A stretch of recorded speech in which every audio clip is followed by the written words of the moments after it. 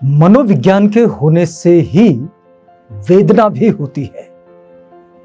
वेदना, अनुभूति, यानी कि किसी बात को महसूस करना, यह सब होता है मनोविज्ञान के होने से। धम्मपद में एक गाथा आती है, मनो पुब्बंगमा धम्मा मनोसेठा मनोमया मनसा चे प्रसन्नेन भासति वा करोति वा ततो नंग सुखं अनुसरति छायाव अनपायिनी। इसका भावार्थ यह है कि मन ही सभी कर्मों का अगुवा है, मन ही प्रधान है और मन से ही वे बनते हैं। यदि कोई व्यक्ति निर्मल मन से बोलता है या कोई कर्म करता है तो सुख उसके पीछे बिल्कुल वैसे ही चला आता है जैसे कभी न छूटने वाली छाया। तथागत बुद्ध ने धम्मपद में यह गाथा कही है, धम्मपद में इसका संकलन है। यह गाथा मन के पूर्वगामी होने की पुष्टि करती है। तथागत बुद्ध के समय की एक बात है, आपको बताते हैं। एक बार श्रावस्ती में एक धनिक श्रेष्ठी का पुत्र, लेकिन स्वभाव में अत्यंत क्रोधी था, वो एक दिन भगवान बुद्ध के पास आया और अपशब्द कहने लगा और उन्हीं से कहने लगा। अब तथागत बुद्ध ने बड़ी संयम के साथ उसकी बात को सुना और फिर उतना ही शांतिपूर्वक उत्तर उसे दिया। इसे उत्तर कहने से बेहतर होगा कि उससे पूछा कि बताओ कि यदि कोई उपहार दे और सामने वाला उसे ना ले तो वो उपहार किसका रहता है? तो वो बोला, देने वाले का। तब तथागत बुद्ध ने कहा, जो तुम्हारे क्रोध के ये शब्द हैं ये भी तुम्हारे ही पास लौट जाएंगे, क्योंकि मैंने उन्हें स्वीकार नहीं किया।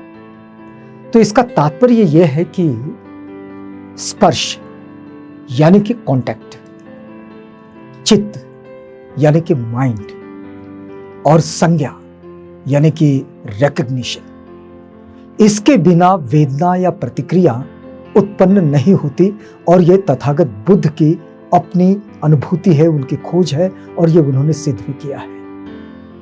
यदि चित्त तटस्थ या निर्मल हो तो फिर वेदना उत्पन्न नहीं होती। बौद्ध साधना का या फिर बुद्धिस्ट प्रैक्टिसिंग का, उस अभ्यास का लक्ष्य भी यही है।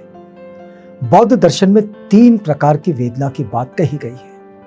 एक तो सुखा वेदना, जिसे हम कहे सुखद अनुभूति, दुखा वेदना, जिसे हम कहे दुखद अनुभूति, और उपेक्षा वेदना यानी कि तटस्थ अनुभूति कहा जाएगा, न्यूट्रल जिसे कहा जाएगा। ये तीनों ही वेदनाएं इंद्रिय संयोग, वस्तु और चित्त की वृत्ति पर निर्भर करती है और इसलिए मनोविज्ञान के बिना वेदना नहीं हो सकती।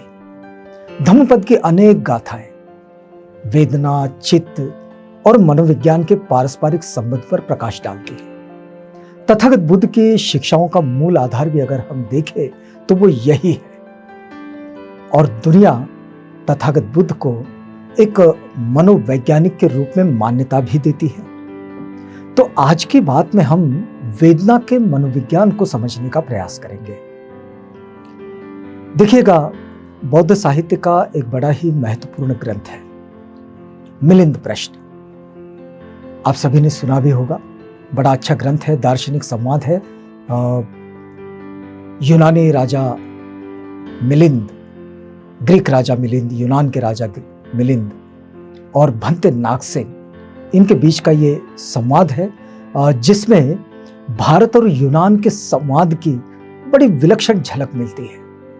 ये संवाद राजा मिलिंद और बौद्ध भिक्षु नागसेन के बीच जब हुआ तो इसमें कई ऐसे पहलू आए जो गहन दार्शनिक है, गूढ़ है और मनोवैज्ञानिक भी है। और इसमें राजा मिलिंद के द्वारा जो प्रश्न आए उसके बड़े ही सरल उत्तर यहाँ भंते नागसेन ने दिए और उनका समाधान किया है। ऐसा ही एक प्रश्न है, जहां मनोविज्ञान होता है वहां क्या वेदना भी होती है? राजा मिलिंद ने भंते नागसेन से पूछा कि भंते बताइए कि क्या जहां मनोविज्ञान होता है वहां क्या वेदना भी होती है? और इस प्रश्न का उत्तर आज के आधुनिक मनोविज्ञान की रोशनी में भी बिल्कुल प्रासंगिक है और हमारे विचारों को उत्तेजित करने वाला है। जब राजा मिलिंद ने भंते नागसेन से पूछा कि भंते बताइए, जहां मनोविज्ञान उत्पन्न होता है वहां क्या वेदना भी होती है?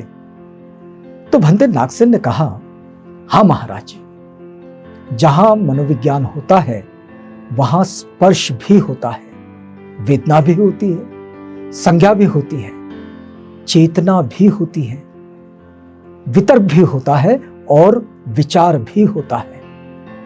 केवल स्पर्श से होने वाले सभी धर्म यहां उपस्थित होते हैं, यानी कि सारी चीजें जो स्पर्श से जुड़ी है वो सब यहां होती है। तो राजा मिलिंद कहते हैं, भंते ये जो आपने स्पर्श कहा, इस स्पर्श की पहचान क्या है? तो भंते नागसेन कहते हैं, महाराज छूना ये स्पर्श की पहचान है। तो राजा मिलिंद कहते हैं, भंते ऐसे तो नहीं समझ में आया, कृपया जरा उपमा देकर समझाइएगा। तो भंते नागसेन कहते हैं, महाराज दो भेड़ टक्कर खावें और उनमें एक भेड़ को तो चक्षु समझना चाहिए और दूसरे को रूप। जो उन दोनों का टकराना है उसे स्पर्श समझना चाहिए।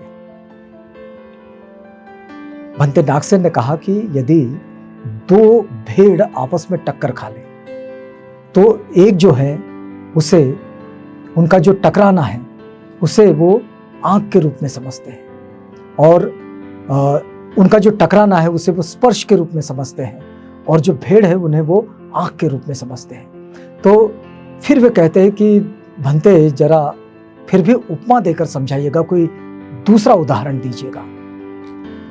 तो भंते नागसेन कहते हैं, महाराज कोई ताली बजावे और उनमें एक हाथ को तो चक्षु और दूसरे को रूप समझना चाहिए। इसमें एक हाथ को चक्षु समझिए यानी कि आंख समझिए और दूसरे को आप समझिए रूप यानी कि दृश्य। जो दोनों हाथों का मिलना है उसे आप समझिएगा स्पर्श। जो दोनों हाथ एक दूसरे को मिले हैं वो जो मिलना है उसे समझिएगा आप स्पर्श। तो राजा मिलिंद का समाधान हुआ। वे कहते हैं कि भंते आपने ठीक कहा। अब इस बात में राजा मिलिंद का ये जो प्रश्न कि क्या मनोविज्ञान यानी कि मन की प्रक्रिया या फिर चेतना, इसके होने से क्या वेदना यानी कि दुख, दर्द, सुख आदि की अनुभूति, ये वेदना ये होती भी है? तो भिक्षु नागसेन का ये उत्तर कि जहां मनोविज्ञान होता है वहां केवल वेदना नहीं बल्कि चेतना, संज्ञा, विचार, वितर्क और स्पर्श जैसे समस्त मानसिक क्रियाएं उत्पन्न होती है। वे स्पर्श को चक्षु और रूप यानी कि आंख और दृश्य, इनके टकराव से उपजे अनुभव के रूप में समझाते हैं। ये बौद्ध मनोविज्ञान का अद्भुत विश्लेषण है जो इंद्रिय, विषय और चेतना के मिलन से अनुभूति को जन्म देता है। आधुनिक मनोविज्ञान भी इस बात को स्वीकार करता है कि अनुभूति और वेदना केवल बाह्य उत्तेजना, अनुभूति और वेदना केवल बाह्य उत्तेजना यानी कि स्टिमुलस का परिणाम नहीं है, बल्कि ये मस्तिष्क की संज्ञानात्मक और संवेदी प्रक्रिया यानी कि जिसे हम कहें कॉग्निटिव एंड सेंसरी प्रोसेसिंग है और इसी का परिणाम होती है। जब हम किसी वस्तु को देखते हैं तो आंख केवल माध्यम होती है। वास्तव में मस्तिष्क की प्रक्रिया जैसे कि ध्यान देना, पहचानना, मूल्यांकन करना आदि अनुभव को अर्थ प्रदान करती है और ये प्रक्रिया ही मनोविज्ञान है। यानी मन का कार्य। इसी में विचार, वितर्क और निर्णय सब सम्मिलित होते हैं। भंते नागसेन की ये जो दो हाथों की ताली वाली उपमा जो है, ये न्यूरोसाइंस की सेंसरी इंटीग्रेशन यानी कि इस सेंसरी इंटीग्रेशन की प्रक्रिया के समान है। जब दो इंद्रियां जैसे दृष्टि और स्पर्श आपस में तालमेल करती हैं, तब मस्तिष्क एक पूर्ण अनुभव उत्पन्न करता है। और जैसे आंख और वस्तु का मिलन होता है, वैसे ही मस्तिष्क में चित्र बनता है और उस पर ध्यान जाता है और प्रतिक्रिया होती है। तो आधुनिक मनोविज्ञान भी वेदना को संज्ञानात्मक, भावात्मक इसका अनुभव मानता है, जिसमें भावनाएं और मनोदशा यानी कि मूड ये भी जुड़े होते हैं। अब बौद्ध दर्शन अगर कहता है कि वेदना 3 प्रकार की होती है, जैसे कि सुखद, दुखद और उदासीन, और ये सभी मनोविज्ञान से जुड़ी होती है। आज का मनोविज्ञान भी पेन मैट्रिक्स या फिर प्लेजर सेंटर्स के जरिए यही बताता है कि अनुभूति और वेदना का संबंध मस्तिष्क के गहन तंत्र से है, हमारे मस्तिष्क से जुड़ा हुआ है।